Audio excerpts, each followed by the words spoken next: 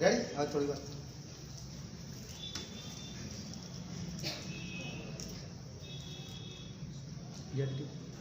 Clarity. જય શ્રી કૃષ્ણ.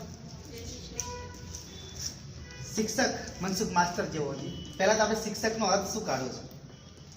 શિક્ષકનો મતલબ શિક્ષા આપનાર કે કરનાર?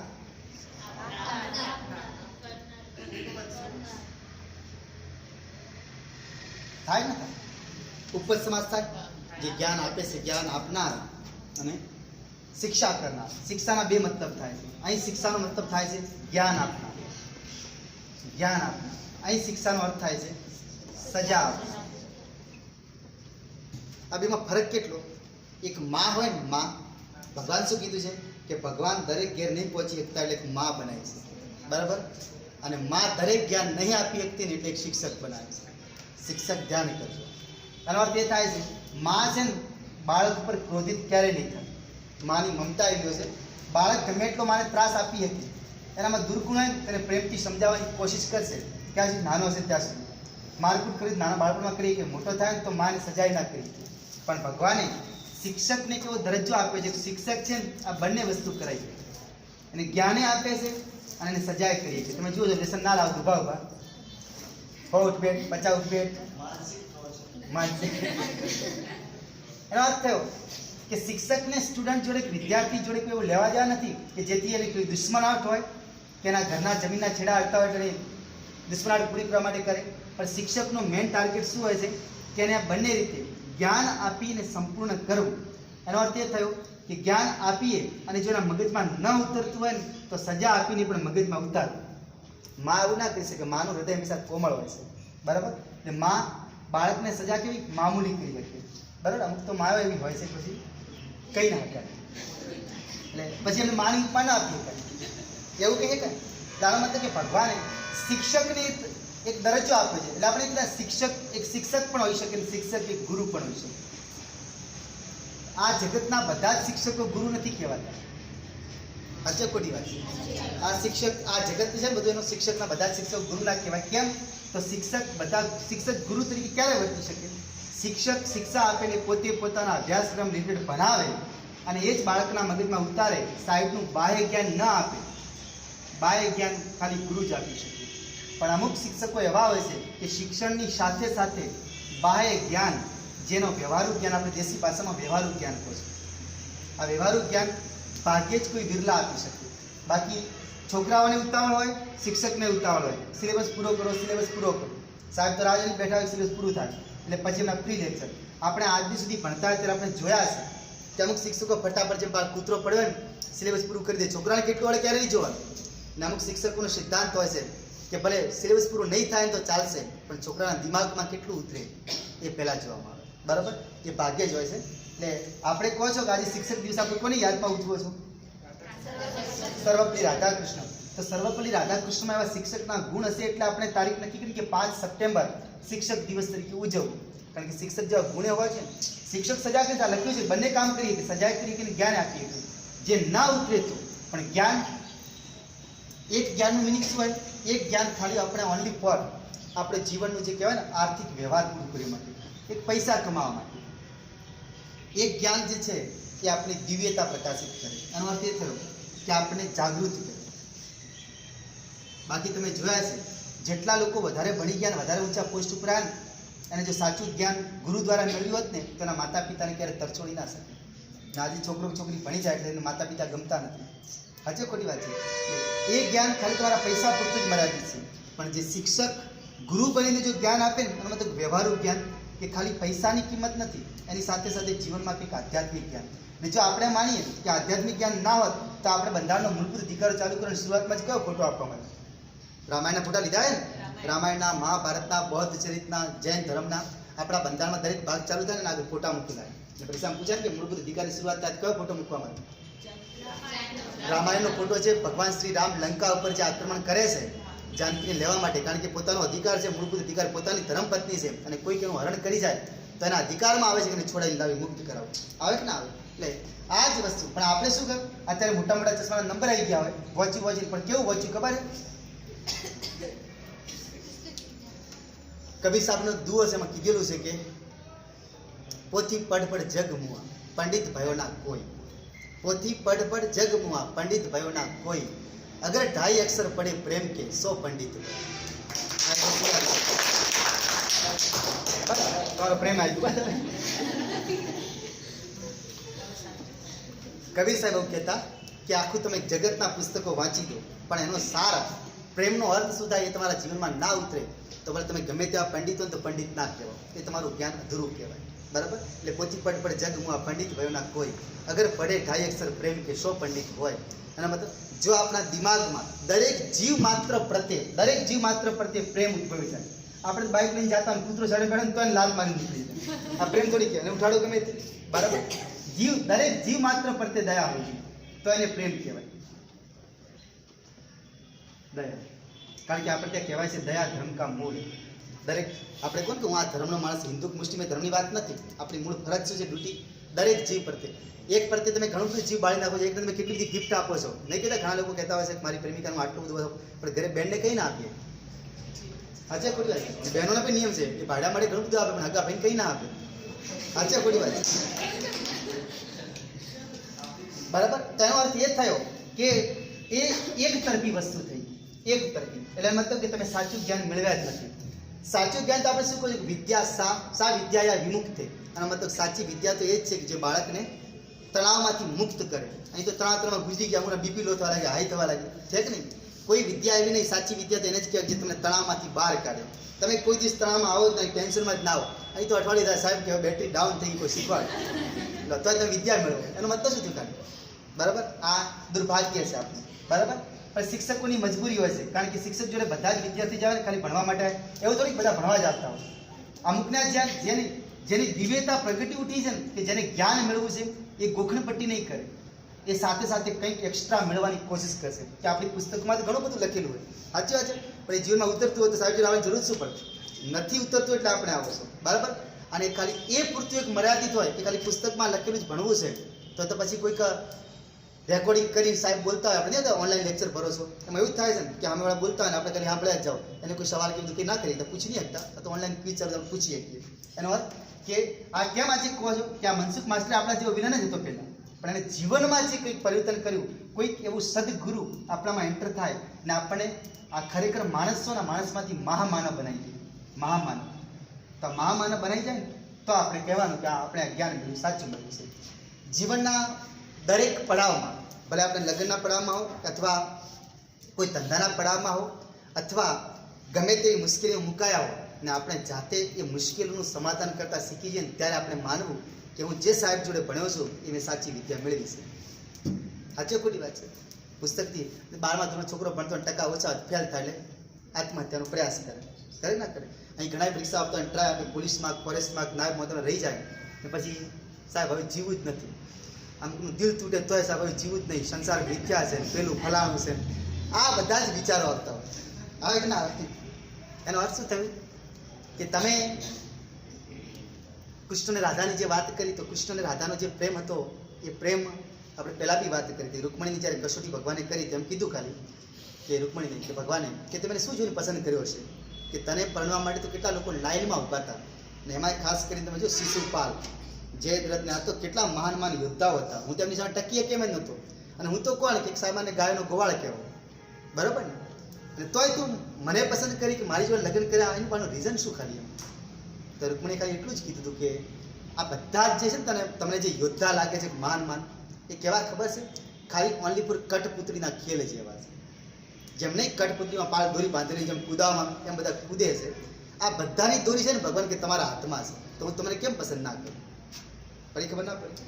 આ સીધો હિસાબ હતો. પણ આપણે પાસે શું કઠપુતળીના ખેલ બની ગયા હોય. આપણે જેમ કોઈ નચાડે એમ નાચો છો.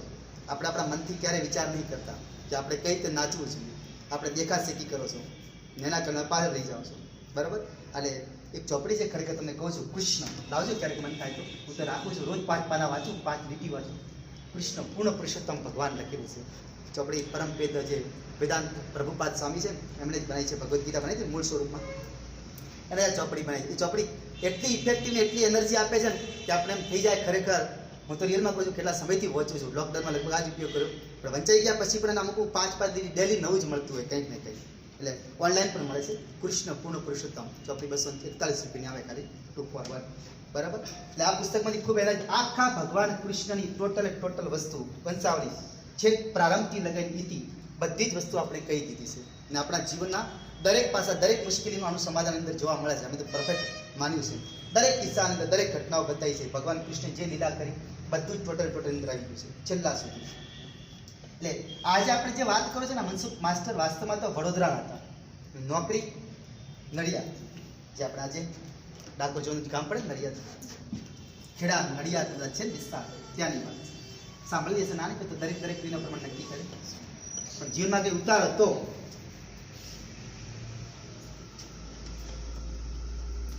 સામાન્ય માણસ, બે વ્યક્તિ, પ્રાથમિક શિક્ષક મનસુખભાઈ અને એમના ધર્મપત્ની ઉજમ, પતિ પત્નીની જોડી જોરદાર, સાચી, પરફેક્ટ રીતે. અને કહેવાય છે કે આ ધર્મપત્ની ઉજમ કે દરેક તમે જોતા હશો બહેનો આજે બી સ્વભાવ રહે છે. ભાઈડો ભગવાનની પૂજા કરે કે ના કરે, કારણ કે ભાઈડો તો ઉતાવળમાં જ હોય, ટ્યુશનની આ ટ્યુશન છોડીને આ ટ્યુશન. બહેનોનો એક સ્વભાવ છે કે બહેનો બને ત્યાં સુધી ભગવાનમાં સવારે વહેલા ઉઠી નાહી ધોઈને પૂજા પાઠ કરીને પછી ચા પાણી કરતા હોય. આવું હોય છે. સૂર્ય ભગવાનને જળ ચડાવે, પીપળાની પૂજા કરે, તુલસીની પૂજા કરે. આ છેકથી એક વ્યવહાર રહ્યો છે આપણા દેશમાં, આપણી સંસ્કૃતિ છે. એટલે આ બેન ખૂબ નિર્મળ, એમને સાધુ સંતોમાં, કારણ કે પોતાના પરિવાર તરફથી એક એવું વિચાર મળેલો કે સાધુ સંતો તરફ હાવભાવ રાખવો હંમેશા, કારણ કે કોઈ સાચો સંત આવે ને તો આપણા જીવનનો બેડા પાર કરી શકે. એટલે આપણે નહીં કહેતા કે સાચો સંત હોય ને એના તીર્થના ચરણોમાં અંગૂઠામાં 68 તીર્થનો વાસો હોય છે. આપણે શું બતાવે છે? અડ અને સઠ. અડનો મતલબ થાય છે સઠ, જો વ્યક્તિ માથા ભારે ફરેલો હોય, સઠ માણસ જેવો હોય ને આતંકવાદી, પણ કોઈ સાધુ સંતના પગને સ્પર્શ કરી જાય ને તો એને 68 તીર્થનો લાભ મળે. એટલે એનો મતલબ એની સઠ વૃત્તિ છે ને બધી દૂર થઈ જાય. આવો છે એક ઉજમબેન માટે અને એક મનસુખભાઈ માટે. આ ભાઈડો પહેલેથી જ ખતરનાક, કોઈ સાધુ સંતો પ્રત્યે ભગવાનમાં કોઈ ભાવ અને તોય શિક્ષક. એટલે આપણે કેમ કીધું શિક્ષક તો મનસુખ માસ્ટર જેવો છે. શિક્ષક અને ગુરુમાં શું ફરક? શિક્ષકનો જે વાત કરીએ, શિક્ષક ઓનલી પર ખાલી ભણેલી પુસ્તક ગોખણપટ્ટીઓ સમજાવતો હોય. ગુરુ કોણ? શિક્ષણની સાથે સાથે સાઈડની આધ્યાત્મિક શક્તિ કે આ જગત કોના આધારે ચાલે છે એ સમજાવે છે, ગુરુ કહેવાય. બસ મનસુખ માસ્ટરના જીવનમાં પણ આવી જ ઘટના આપણે જાણો છો. ડાકોર પ્રખ્યાત અને અયોધ્યા જે આજે ખૂબ ચર્ચામાં, ક્યાં આવેલું? યુપીમાં, ઉત્તર પ્રદેશમાં. અહીં જે ભગવાન શ્રી રામની પૂજા કરે ને એને રામાનંદી સાધુ કહેવાય, રામાનંદ. બરાબર. એટલે આનો મતલબ કે આ રામાનંદી સાધુનો નિયમ દર વર્ષે કંઈક ને કંઈક ત્યાંથી સરઘસ કાઢી, વરઘોડો કાઢી અને સંઘ લઈ છેક ડાકોર સુધી જવું. બરાબર. ડાકોરથી થોડાક દૂર એક વચ્ચે પડાવ આવે છે અને આ ગામની અંદર જ્યાં મનસુખ માસ્ટર શિક્ષક છે ભણાવે છે, એ નડિયાદનું સ્ટેશન લાગતું ત્યાં, એટલે ત્યાં પોતે ભણાવે સ્કૂલમાં અને એમની ધર્મપત્ની ત્યાં રહે. એટલે આ રામાનંદી સાધુઓ બધા આવે. એટલે હવે આ ડાકોરનું જે જુડું ગામ છે ને, જોડે જે નડિયાદનો વિસ્તાર, ત્યાં લોકો ત્રાસી ગયા. આ શું દરરોજ કે અમુકને ખુશી લાગતી હોય કે આ રામાનંદી સાધુઓ ત્યાં આવે અને એમના ગામમાંથી પસાર થાય. કોઈ પવિત્ર સાધુ આપણા ગામમાંથી પસાર થાય ને તો આપણી જમીન પવિત્ર થઈ જાય, એવું કહેવામાં આવે છે. આજે બી કહેવાય છે નંદી, જે આપણે બળદ આખલા જે કહીએ, દેશી આખલા જે નંદી હોય છે, એ જે ગામમાં રહેતા હોય ને, ગામમાં કોઈ ભૂત કે યમદૂત ના રહી શકે એવું કહેવામાં આવે છે. એમના પગમાં આટલી તાકાત હોય છે ને આપણા ઘરની આગળ ઊભા રહેતા હોય તો ગમે તે ભૂતની પીડા કાઢી એટલી એની પિંડીમાં તાકાત હોય છે.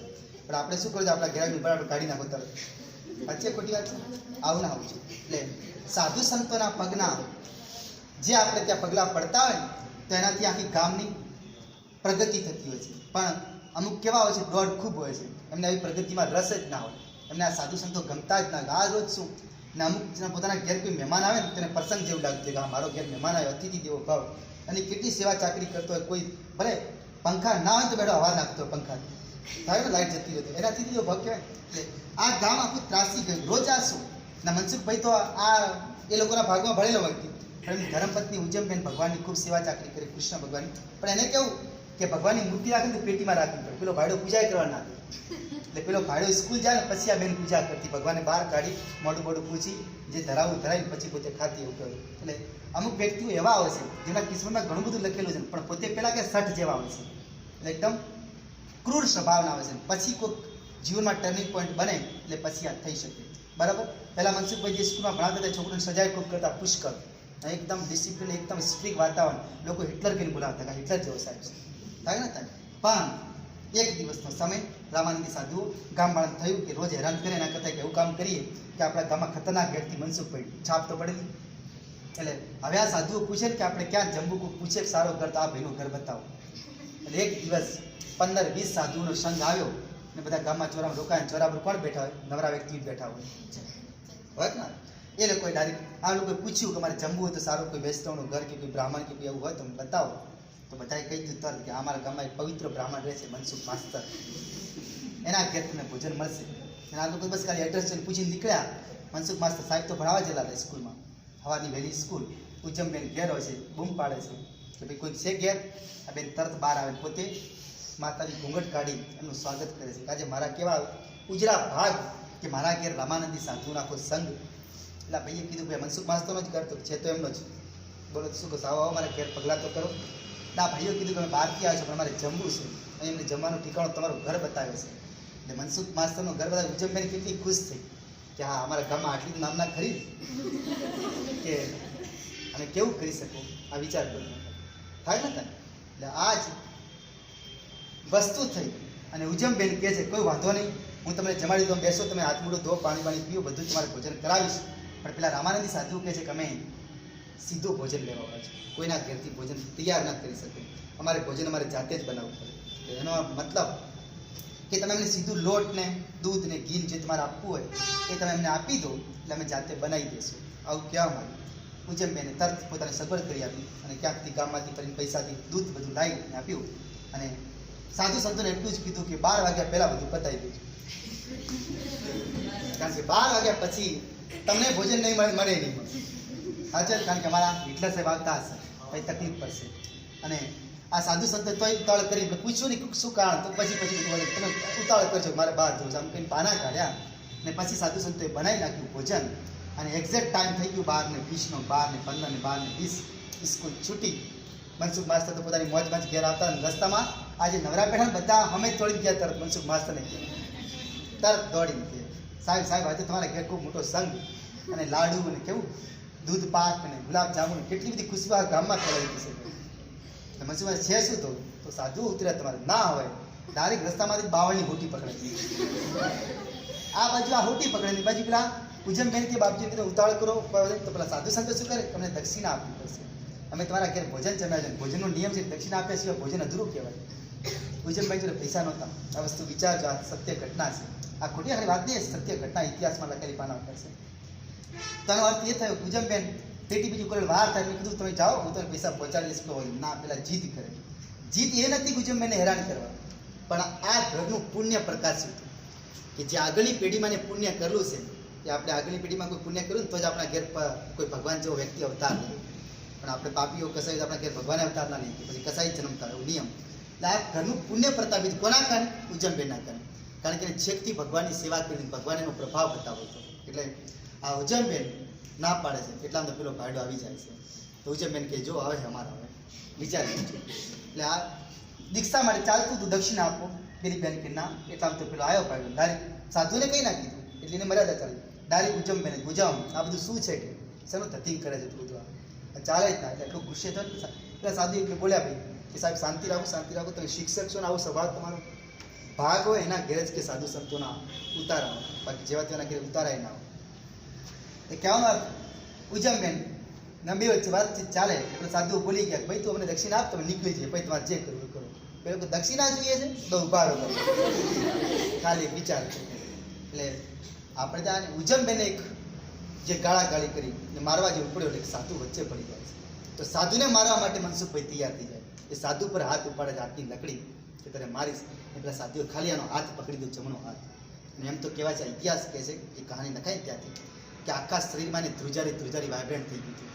અને એને એમ થયું કે હું કેટલા જન્મનો પાપી તો બધું મારું પાપ છે જમીનમાં ના ઉતરતા હોય. એકદમ એકાગ્ર થઈ ગયું. પેલો 5-7 મિનિટ એનો હાથ પકડીને ઉભો રહે છે સાધુ. રામાનંદનો જે અધ્યક્ષ ને વડો એ, કારણ કે એમના મનમાં શું હતું કે જેના ઘરે આપણે ભોજન કર્યું એના ઘરનો જો આપણે દુઃખ દૂર ના કરી શકીએ ને તો આને આપણા ધૂળ બરાબર કહેવાય. એવો સાધુનો સ્વભાવ હોય કે આજે એના ઘરનું આપણે ભોજન જમ્યા છો અને જો એને ઘરનું દુઃખ કે પીડામાંથી આ ઉજ્જમબેને મુક્ત ના કરીએ તો આપણે સાધુ છે ને. નહીં અમુક સાધુ નીકળ્યા એને કોઈ વ્યવહાર ના હોય, દક્ષિણા આપીને ભલે જે ઘોર બાપાનું જે થતું હોય નહીં કીધું વર કુવામ પડો, કન્યા કુવામ પડો, ઘોર બાપાને દક્ષિણા આપે, આ એવો સ્વભાવ હોય. પણ આ સાધુઓ એવા નહોતા. આ સાધુઓ રામાનંદી સાધુ હતા. એમ કે આપણે જેના ઘેર આ કુંવાસી છે એના ઘરનું ભોજન જમ્યા છો તારા ઘરનું દુઃખ કે પીડા આપણે સાધુ છે ને આપણા ઘરનું અન્ન નહીં ખાતા, આપણું પાપ છે ને જે આપણું પાપ ને પીડા ખાઈ જાય છે, તો જ એને સાચો સાધુ કહેવાય. એટલે આમ પેલો ભાઈ હાથ પકડીને ઊભો રહ્યો ને પછી થોડીક વાર પછી 5-7 મિનિટ પછી મનસુખ માસ્તરને ભાન આવ્યું અને એકદમ એ સાધુ મહાત્માના પગમાં પડી જાય છે. સત્ય ઘટના છે, ઇતિહાસના પાનોમાં લખેલી છે. પછી સાધુ સંતો એને ઉપાડી હાથમાં લઈને બાથમાં ગાળે છે, હૃદયથી મિલન કરાવે છે. એકદમ એની આંખમાંથી આંસુની ધાર પડે છે. એને એમ થયું કે આખું જીવન મેં કેવું વિતાવ્યું, આજે મારી જીવનની કેવી ઘટના કે મને આહલાદક આનંદ તો હવે જ પ્રાપ્ત થયો છે. આજે ઘણા લોકો કહે એની પાસે જીવતો તો એમને છોડીને જતી રહી, બસ હવે જીવન મિથ્યા લાગે છે. એ કંઈ નથી, આ જગતમાં એક જ છે પરમાત્મા. એની ભક્તિમાં તમે લીન થાવ ને તો બધી શક્તિ એમનામાં છે, એ બધું આપણે આપવા સક્ષમ છે. પણ આપણે ક્ષણભર ખાલી ટેમ્પરરી જે સુખ મળતું ને એ સુખ ભોગવા તૈયાર છો. વાસ્તવિક સુખની કોઈને ઝંખના જ નથી. આ મેન વસ્તુ છે, બરાબર. એટલે આ ભાઈ આટલું થયું ને પછી તો આટલું નમી ગયું, કેટલું બધું ઉજમને આંખમાંથી આંસુ, આજ મારા પતિને કંઈક સારી બુદ્ધિ આવી. વિચારો આજે એને થયું તો ખરા, આજે કેટલી શાંતવના. અને સાધુ સંતો સાથે નમી પડે છે આખું ઘરનું વ્યવહાર, અને પોતાની પેટીમાંથી કાઢીને કેટલી પુષ્કળ નોટોની વેરણી કરી. બાપજી જો તમે મારા જીવનમાં આજે જીવનનો ટર્નિંગ પોઈન્ટ હું ક્યારે સમજી ના શક્યો. આ ઉજમ મને ખૂબ કહેતી, કારણ કે હું ભગવાનને ક્યારે નહોતો માનતો. હું સ્કૂલમાં પણ એ પ્રકારનું વર્તન કરતો, પ્રાર્થના ચાલુ હોય તો હું પ્રાર્થનામાં ધ્યાન નહોતો આપતો કે ભગવાન જેવી કોઈ વસ્તુ નથી. પણ આજે તમારા એક સ્પર્શથી મારા જીવનમાં કેવો ટર્નિંગ પોઈન્ટ બની. એટલે ખૂબ બાપજી પાસે બેસાડે છે, એમની આગતા સગતા કરીને ફરી પાછું કંઈક ને કંઈક મુખવાસ આપી અને એમને વિદાય કરે છે. પણ ઉજમને કહે છે કે જો તારી રજા હોય તો, રોજ નહોતો પૂછતો, આજે રજા માંગે છે. ઉજમ તારી રજા હોય તો કે હું જતાઓ ડાકોર દર્શન કર્યો બધા જાય છે. ઉજમે વિચાર કરે કોઈ દિવસ ભગવાનનું નામ સ્મરણ ન કરે, આજે એના મોઢામાં ડાકોરનું નામ તો આવ્યું હોય, એ તો વિચાર કરે હજે ખોટી વાત છે, એનાથી વધારે શું પુણ્ય જોઈએ. અને આમ આ વ્યક્તિ ડાકોરજી દર્શન કરી આખું ભાગ્ય ભગવાનના ગળામાંથી તુલસીની માળ અટકતી જોઈ છે, જીવન પરિવર્તન થઈ જાય છે. ઉજમ ભલે ડાકોર ન જાય ને તો ચાલે એમ હતું, કારણ કે એનો પતિ સુધરી ગયું, એનાથી વધારે શું જોઈતું હતું.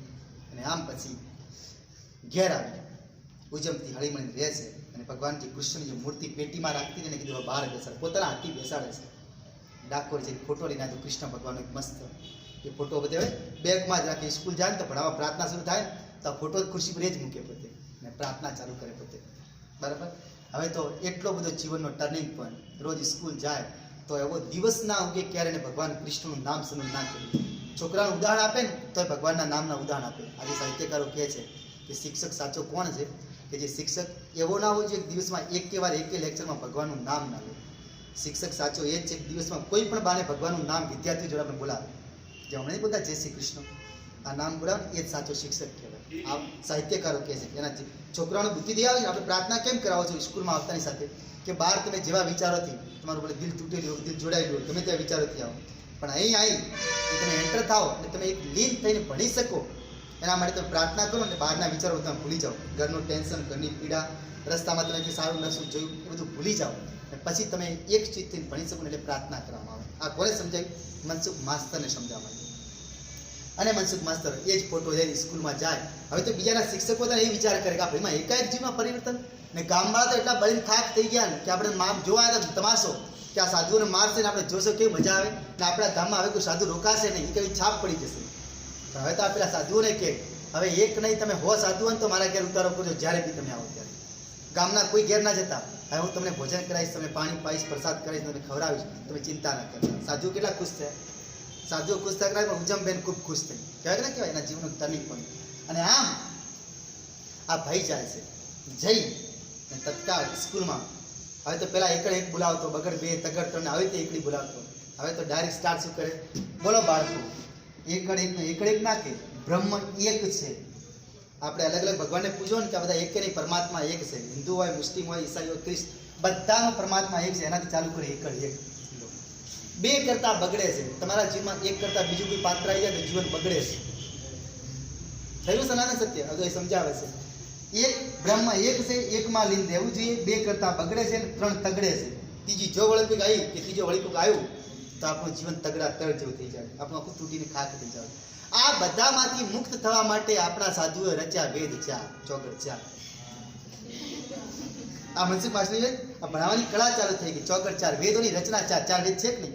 આ બધામાંથી મુક્ત થવું છે તો વેદોનો પાઠ કરો, વેદ થઈ ગયા ચાર. અને પછી તમે બધા જ આપણે નહીં કહેતા જેમ ડ્રાઈવર હોય ગાડીનો ટ્રકનો ડ્રાઈવર ચાલુ સવારે ગાડી ચાલુ કરે શું કરે છે? સ્ટીયરિંગ સદા સહાય રહો, પગમાં રહેજો બ્રેક, પંચદેવ ભેગા મળી રક્ષા કરો, ટાયર ટ્યુબની જેક. આ સાચી હોય છે ભાઈ ના? પાંચ દેવો, જો આપણે વેદોનું જ્ઞાન મેળવશું તો આપણા પર પાંચ દેવોની રક્ષા થશે. જીપીએસસી પૂછાયેલો પ્રશ્ન, પંચ દેવમાં કયા કયા દેવ આવે? પાંચ દેવો કોને પાંચ પંચ? આ ઘેર જઈને સંશોધન કરજો, પાંચ દેવો કયા કયા? પાંચ દેવની પૂજા થાય છે.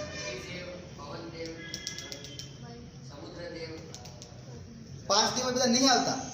તો બ્રાહ્મણ નહીં બેઠો, બ્રાહ્મણ દીકરો વિચારો તો પાંચ દેવમાં કયા કયા આવે? હા, તમારા માટે એક પ્રશ્ન છે કોયડાનો, શોધી કાઢજો પાંચ દેવમાં કયા કયા. જીપીએસસી પૂછાયેલો પ્રશ્ન, નીચેમાંથી કયા દેવનો સમાવેશ પાંચ ન થાય? હા, એ તો અલગ બરાબર.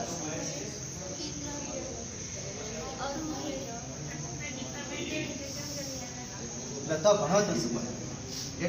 એનો અર્થ આ થયો. જ્ઞાતિ શોધી કાઢજો, પછી કહેજો, હિટ આપી દો. ગણેશ ભગવાનની અંદર આવે બસ. હવે ચલો, આ ભજન ગાવે ને, ભજનની સાખી શરૂઆત એનાથી થાય છે. શું બોલે છે? બોલતા નહીં બોલતા. ગણપતિ ભગવાનનું નામ આવે છે, શારદા માતાનું નામ આવે છે, આવે કે નહીં આવતું? ભવાની કહે છે ને, ભવાની સદાય સહાય રહો, સન્મુખ રહેજો ગણેશ, પંચદેવ ભેગા મળી રક્ષા કરો, બ્રહ્મા વિષ્ણુ મહેશ. આ પાંચ દેવો આવે ને, જીપીએસસીમાં પૂછાયેલો પ્રશ્ન છે.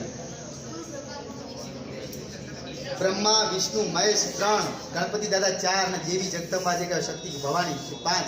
આ પાંચ દેવોનું મિશ્રણ થાય છે.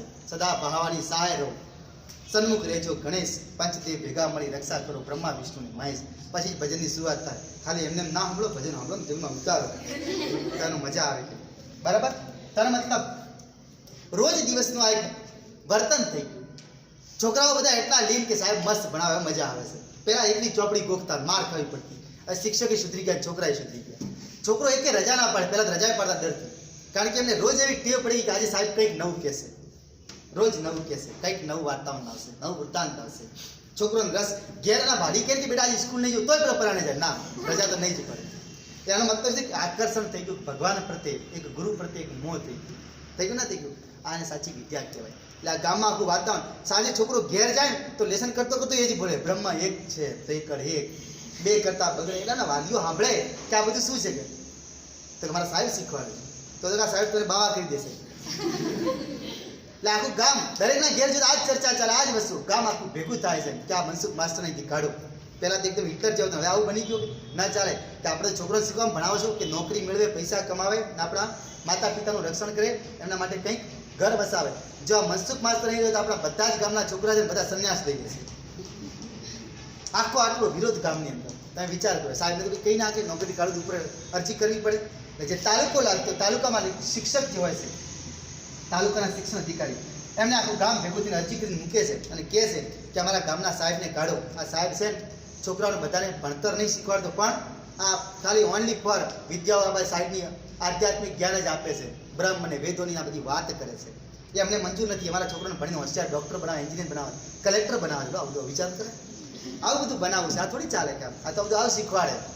કામ આખું ભેગું થઈને સહી કરેલી, એટલે ત્યાં સહી આપેલી. એટલે પેલા જે આપણા શિક્ષણ અધિકારી તાલુકાના હોય ને એમને બી થયું, કારણ કે નિરીક્ષક તરીકે આપણે આવતા પેલા પરીક્ષા લેવા સ્કૂલમાં આવતા, એવા નિરીક્ષકની નોટિસ ગઈ.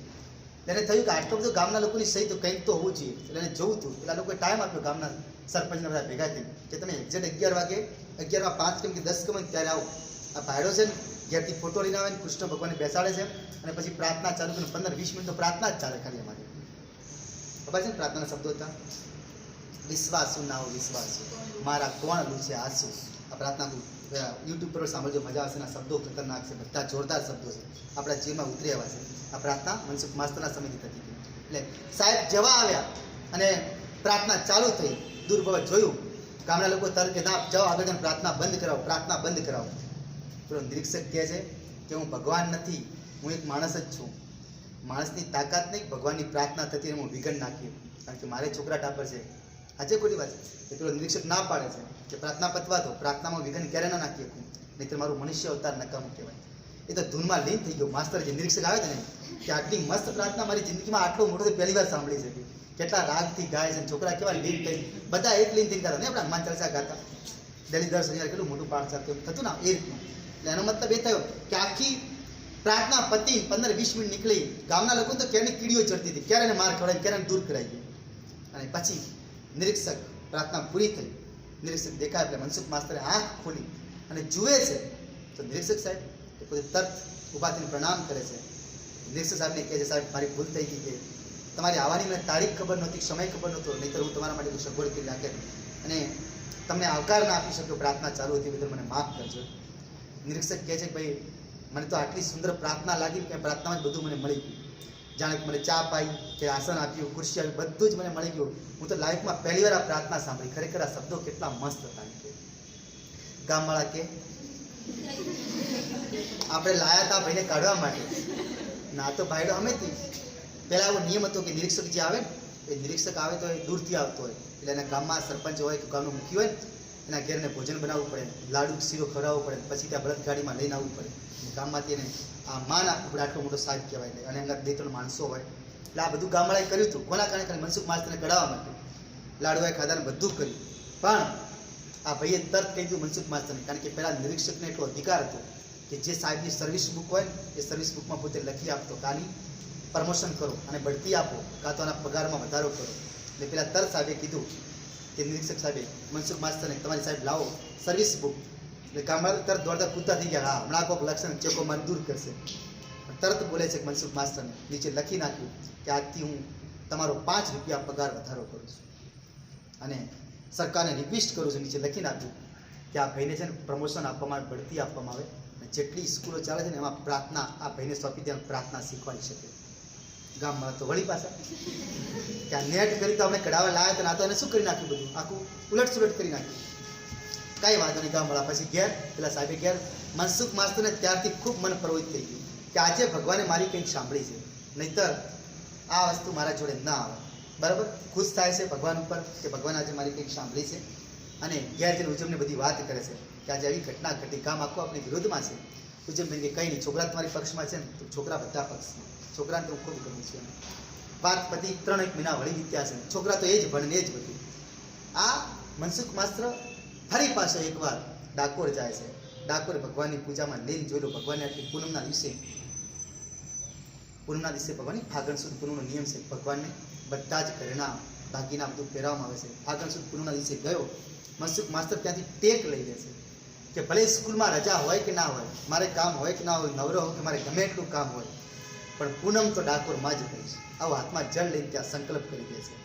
છોકરોને એટલા હોશિયાર કીધા કે સાહેબ હાજર ના આવે તો છોકરા જાતે શિક્ષક દિવસની માફક ભણાવી શકે. છોકરો એટલા ટેલેન્ટેડ કરી નાખ્યા.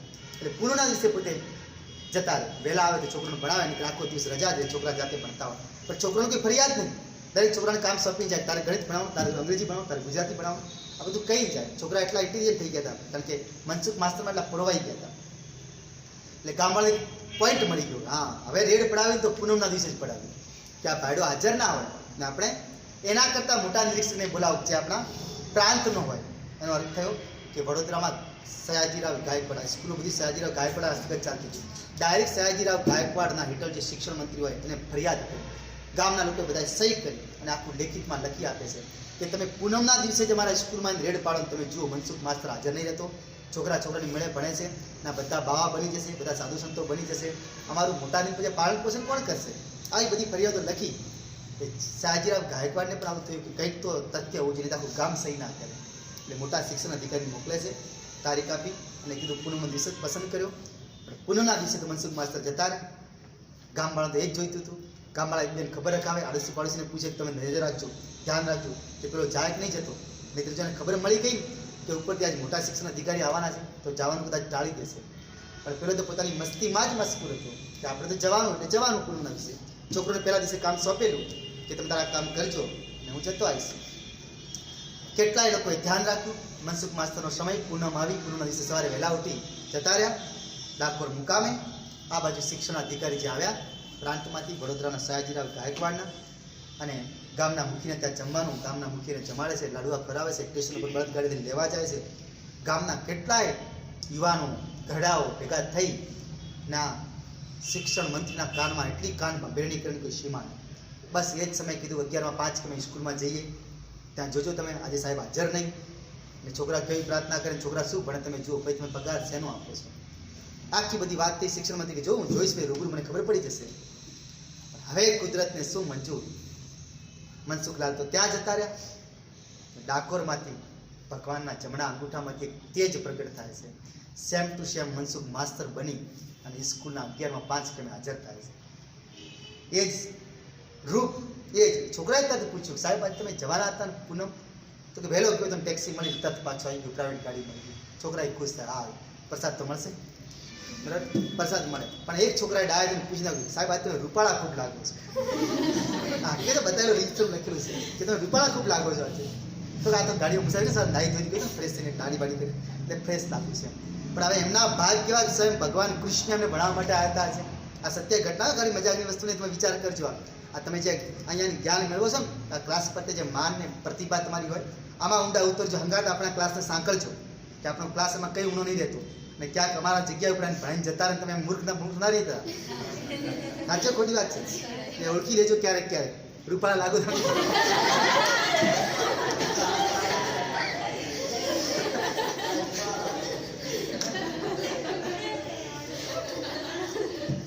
તો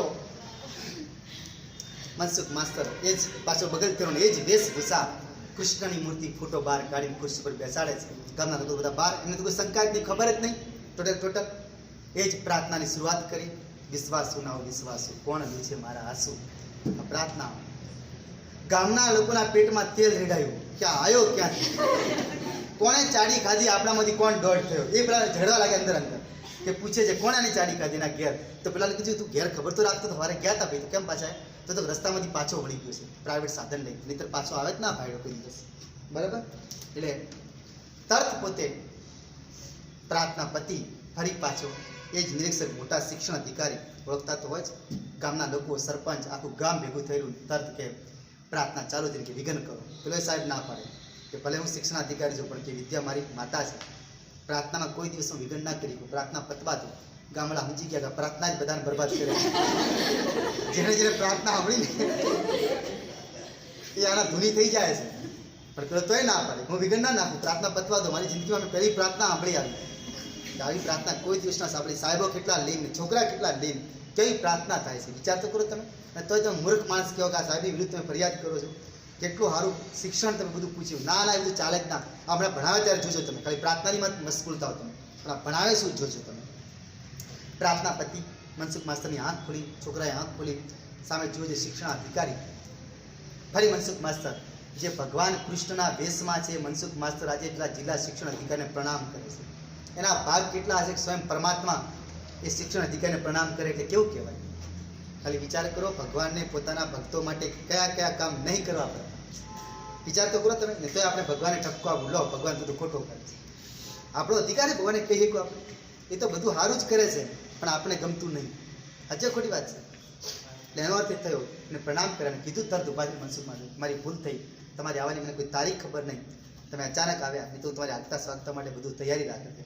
શિક્ષણ અધિકારી ના પાડે છે કે મનસુખ માસ્તર મેં તારું વર્તન જોયું, બાળકો કેટલા લીન થઈને પ્રાર્થના કરતા હતા.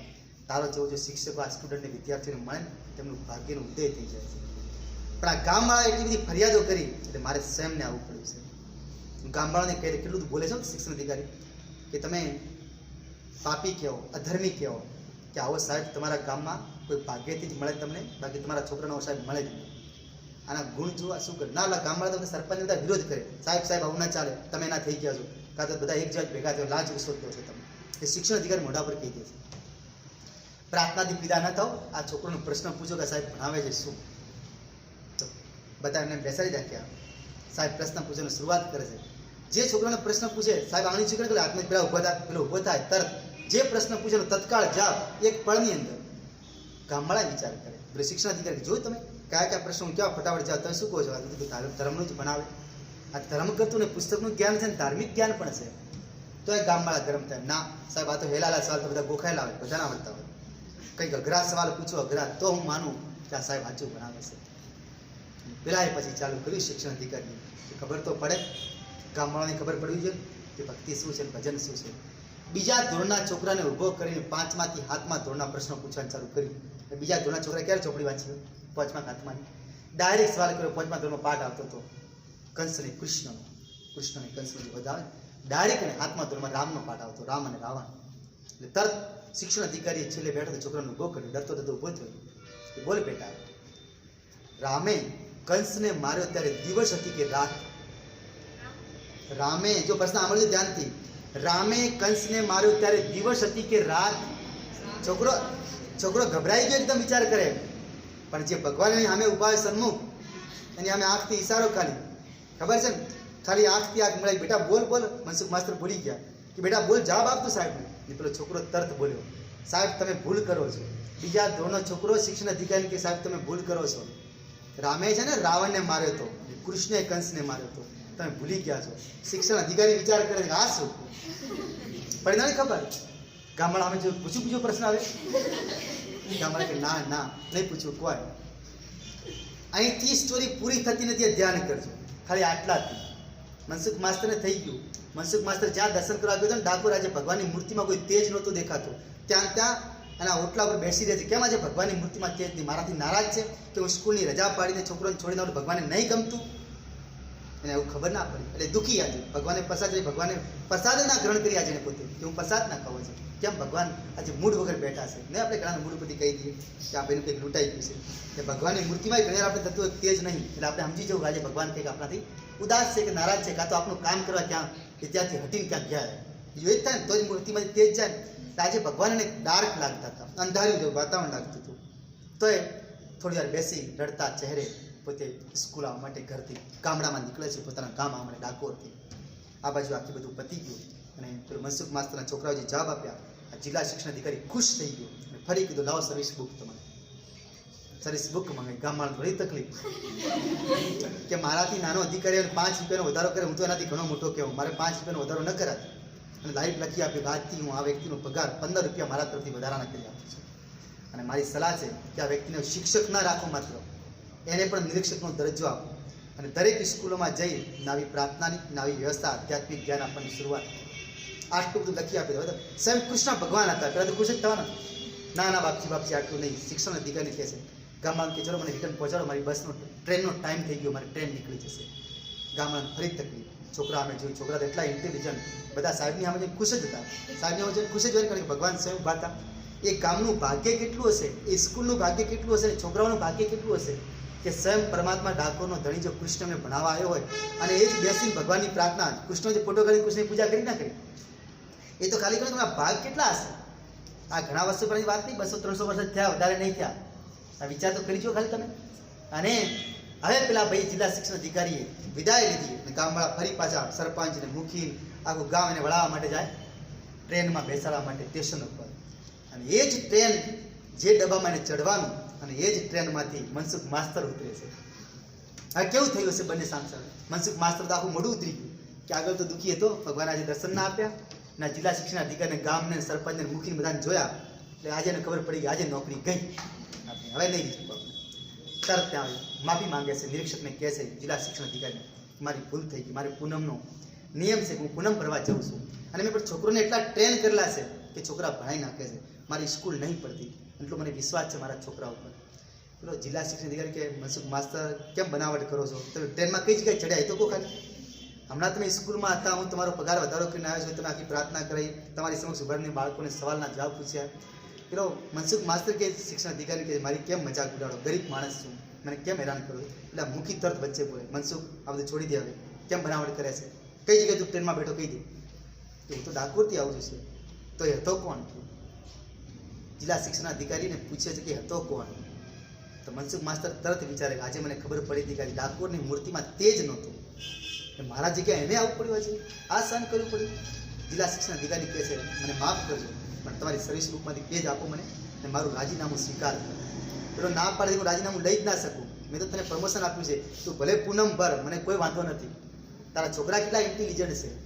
પણ પેલાને એમ થયું કે મારા ખાतिर આજે ભગવાનના કેટલા ભક્તો આવતા હશે, બધા કેટલા નિરાશ થઈને જતા હશે કે મારા એક કાજની ખાतिर કેટલી મૂર્તિમાં તેજ નહીં, કેટલા લોકો ઉદાસ થઈ જાય. આવું મારે નહીં કરવું, હવે પૂનમ નહીં ભરવું. બસ ભગવાનને કહે છે પણ હવે મારું રાજીનામું સ્વીકાર કરી દો તમે. એટલે ના પાડતા છતાંય રાજીનામું આપ્યું. પણ કે હું ગાયકવાડ સરકારને પૂછીશ, એ જો કહેશે તો વાત આપણે ચાલશે. તરત ઘેર જાય છે, ઘરે જેટલી પોતાની સંપત્તિ બધા હોય છે તે આખા ગામને આપી દેશે. હવે ઉજવણી કહે છે આપણે નહીં રહેવું, બરાબર? પોતાની તમામ ખાલી એક બે જોડી કપડાં, પોતાના એક જોડી કપડાં એક્સ્ટ્રા અને પોતાની પત્નીના જોડી કપડાં લઈ પોતાના ગામ પણ વડોદરા તરફ પ્રયાણ. અને આજવા જે કહેવાય ને, આજવા આજે બી કહેવાય તળાવ છે, તળાવની અંદર આ પોતે જે હવન કરતા ને હવનની વેદી મળી છે અને બાજુમાં જે બધી સમાધિ છે, મનસુખ માસ્તર એવું લખેલું છે એવું કહેવાય છે. એટલે ત્યાં પોતે કામ જાય, સેવાના કાર્યો ચાલુ કરે છે, શિક્ષણ આપવાનું મફતમાં અને લોકો જે ભૂખ્યા હોય એમને ભોજન કરાવવાનું, આ બધા જ કામ ચાલુ કરે છે. એટલો મોટો અનવેરો થઈ ગયો સીમાને. ગાયકવાડ સરકારને ખબર પડી કે આની જગ્યાએ ભગવાન ખુદ આવ્યા હતા ભણાવવા, એટલે એને તરત આમંત્રણ મોકલ્યું મનસુખ માસ્તરને કે મારા દરબારમાં તમે હાજર થાઓ. ચિઠ્ઠી મળી અને કહી દીધું કે તમારે આવવાની જરૂર નથી, મારી ગાડી આવશે, ગાડીમાં બેસીને તમારે આવવાનું છે. ગાડી આવી, મનસુખ માસ્તર ગાડીમાં બેસીને ગાયકવાડ સરકારને મળવા જાય છે. ત્યાં ગાયકવાડ સરકારને એમ કહે છે, ગાયકવાડ સરકારને તમે મને બોલાવ્યો? તો ક્યાં બોલાવ્યો? અમારે એ જ જાણવું હતું કે જે ખરેખર તારી જગ્યાએ જે શિક્ષક આવ્યા ભગવાન હતા, તો અહીં ઉભો રહીને કંઈક પરચો બતાવો તો હું માનું ભગવાન છે. મનસુખ માસ્તર એમ કહે છે કે સરકાર, તમને હજુ કોઈ પરચો નહીં લાગતો મારા તરફથી? તમને કોઈકને મળવું હોય ને તો 15 કે 20 દિવસ કે 6 મહિના પહેલા એપોઇન્ટમેન્ટ લેવી પડે કે તમે હાજર છો તો તમે મળી શકો. થોડી તમારે કોઈ કોમ આવે તમે ના પાડી દો હાજર નથી. એપોઇન્ટમેન્ટ લીધા પછી પણ તમે ફેરવી દો છો. તો આનાથી મોટો પરચો કયો હોય છે કે તમારી સ્વયં ગાડી આવે મને લેવા માટે અને હું વગર એપોઇન્ટમેન્ટ તમે મને મળો? આનાથી મોટો પરચો બીજો શું હોઈ શકે? આજે ખોટી વાત છે. ગાયકવાડ સરકાર ઊભો થઈ જાય છે, ગાયકવાડ શાહજીરાવ ગાયકવાડ, અને એને બાતમાં કાઢી લે છે, નમે છે કે વાહ, તારા જેવા શિક્ષકો જો આ જગતમાં હશે ને તો આ ભારતની સંસ્કૃતિ છે ને જે છે એના કરતાં 1000 ગણી વધારે વૃદ્ધિ કરશે. આ ખાલી વિચાર કરજો. એવા શિક્ષકો હોય છે જે બાળકને શિક્ષણની સાથે સાથે આધ્યાત્મિક જ્ઞાન, પોતાની તો મુક્તિ થાય પણ પોતાની જોડે જે ભણતા હોય એ વિદ્યાર્થીઓને પણ તણાવમાંથી મુક્ત રાખી શકે, એમને પણ એની ઉદ્ધાર કરી આપે. ખાલી નોકરી મેળવી અને જીવનનો ગુજારો કરવો, નોકરી મેળવી તો બધા લોકો નોકરી મેળવે છે, બહાર જાઓ દુનિયાના બધા લોકો નોકરી મેળવી કેટલા ટેન્શનમાં રહેતા હોય છે. અને તમે વાત કરો છો પેટ ભરવું, પેટ તો પશુ પક્ષી પણ ભરે છે, ભરે કે નહીં ભરતા? સવારે ઉઠે ભગવાન દરેકને ભૂખ્યા ઉઠાડે પણ કોઈને ભૂખ્યા ઊંઘવા નહીં દેતા. આ ભગવાનનો સિદ્ધાંત છે. તમે ગમે એટલો પ્રયત્ન કરશો તો પણ. એટલે આનો મતલબ શું થયો કે જે આપણે જે જ્ઞાન મેળવો છો ને, ભગવાન શું કહે છે કે આપણે જે દિવસનો 24 કલાકનો જે સમય હોય છે અને 1440 મિનિટ હોય છે, ગેજેટ ગણજો 1440 મિનિટ હોય દિવસની 24 કલાક, કારણ કે 24 × 144 થાય. પાલ એક મિનિટો મૂકી દો સાહેબ, તેનો મતલબ કે 1440 મિનિટ થાય. ભગવાન એમ કહે છે 1400 મિનિટ તારા માટે વાપર, 1400, પણ ખાલી 40 મિનિટ તું મને આપ મારા માટે, પછી તારા જીવનમાં કોઈ દિવસ દુઃખ નહીં રહે. આ વસ્તુ વિચારવા જેવી છે કે નહીં? પણ આપણે શું કરો છો ખબર? એમાં એક કે પ્રયોગ નથી થતો. 1400 મિનિટ તો આપણે આપણા વ્યવહારની અંદર જીવો છો, 40 મિનિટ મોબાઈલના સ્ટેટસ બનાવવા માટે કાઢે. હજુ ખોટી વાત છે. જીવનનો ઉદ્ધાર શેનાથી થાય? આપણે જે મોબાઈલનો સ્ટેટસ બનાવો છો ને, આ સ્ટેટસ, એમાં જે ટાઈમ તમે વેડફો છો એના કરતાં જીવનનો સ્ટેટસ બનાવવાનો ટાઈમ વેડફો ને તમે, તો તમારા સ્ટેટસની કદર બીજા લોકો કરશે. મોબાઈલના સ્ટેટસની કોઈ કદર ના કરે. જીવનના સ્ટેટસનો મતલબ શું થાય? તમે જે સ્ટેટસ મૂકો, આપણે ખબર નથી સ્ટેટસ ગુજરાતી શું થાય? મોભો. તમારો સ્ટેટસ કેટલો, તમે જે વસ્તુ અંદર મોબાઈલમાં મૂકવો છો ને એ તમારો મોભો બતાવે છે કે ભાઈ કેટલામાં છે, ને તોય તમે ખુશ થાવ છો કે મેં કેવો સ્ટેટસ રાખ્યો. એટલે સ્ટેટસમાં આપણી પોતાની વૃત્તિ બતાવે કે આપણે કેવી વૃત્તિ ધરાવો છો, શૈક્ષણિક, આધ્યાત્મિક, રમતગમત કે ચીલાચાલુ, આ બધું એના પરથી નક્કી થઈ જતું હોય આપણો મોભો કેવો છે. એટલે આપણે જે મોબાઈલનો સ્ટેટસ બનાવો છો એમાં ટાઈમ વેડફો છો, એના કરતાં જિંદગીનો જે સ્ટેટસ બનાવવાનો ટાઈમ વધારે કાઢીએ તો બીજા લોકો આપણા સ્ટેટસ જોઈને પ્રભાવિત થવા જોઈએ. મોબાઈલનો સ્ટેટસ જોઈને આપણો પોતાનો સ્ટેટસ જોઈને કે આપણે કંઈક કર્યું છે.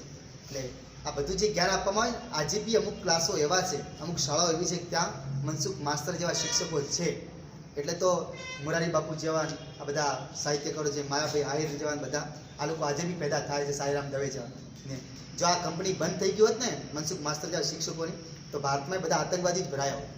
મિત્ર મનમોહનસિંહ, નરેન્દ્ર મોદી, આ બધા જે છે તેમને કંઈક તેવા ગુરુ મળ્યા છે ને, એટલે આજે દેશના એક સર્વોચ્ચ પદ ઉપર બેઠા છે ને અને દુનિયામાં પણ નામના ખેલવે છે ને. એટલે જે માની ભૂમિકા છે, માં બાળક પ્રત્યે દયાનો ભાવ રાખી શકે, એના અવગુણ દૂર કરી શકે, અવગુણ દૂર કરવા પ્રયત્ન, કદાચ અવગુણને સમાવી પણ લે કે મારો દીકરો છે એનું કંઈ વાંધો નહીં. પણ શિક્ષક છે ને, શિક્ષક 2 પ્રકારની નીતિ અપનાવે છે. જ્ઞાન આપે છે, જો હોશિયાર થઈ જાય ઠીક છે, નહીંતર સજા કરીને પણ એ જ્ઞાન તો અપાવે જ છે, એટલે શિક્ષક કહેવાય છે. બરાબર? પણ આપણે પહેલાં વ્યાખ્યા કરી કે શિક્ષક તો કેવો હોવો જોઈએ? મનસુખ માસ્તર જેવો કે જે જ્ઞાન આપી શકે, જોડે જોડે આપણે રોટલો કઈ રીતે રળવો એ પણ આપણે શીખવી શકે. આ તેની કળા છે. જય હિન્દ, જય ભારત, જય શ્રી કૃષ્ણ.